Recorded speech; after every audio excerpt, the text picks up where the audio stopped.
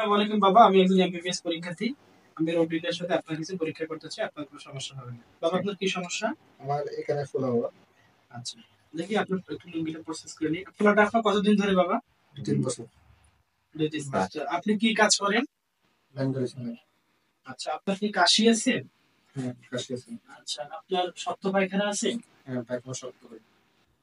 আচ্ছা, এটা কি ভিতরে যাওয়া আসা করে?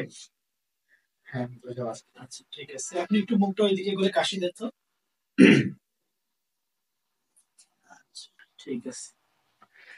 টেম্পারেচার দেখবো। টেম্পারেচার নরমাল, অ্যাবনরমাল, নরমাল দেখবো। টেন্ডারনেস দেখবো, চার্জেস, তারপর যে ব্যথা আছে তারপরে কনসিস্টেন্সি দেখবো। এটা তো দেখি। ঠিক আছে, আপনি একটু শুয়ে পড়ুন তো। বাবা, এটা কি ভিতরের দিকে আপনি একটু ঢোকানোর চেষ্টা করেন, দেখি ঢুকে কিনা। ঢুকে গেছে। এরপরে আমি হচ্ছে হিপ রিং অক্লুশন টেস্ট করব। তাহলে অ্যান্টিসিপের আইলেক স্পাইনটা বের করে নেব। তারপর কিউবিক টিম্বার কর এই দুটার মিড পয়েন্ট থেকে মিড পয়েন্টে এসে 1.25 সেন্টিমিটার উপরে। এরপর আমি এখানে আঙ্গুল দিয়ে ডিপ রিংটাকে অক্লুশন করব। বাবা, আপনি কাশি দেন তো। আচ্ছা, তার মানে কন্টেন্ট আমার হাতে এসে লাগলো এবং বের হলো না। বাবা, আবার কাশি দেন দেখি। কন্টেন্টটা বের হয়ে আসছে।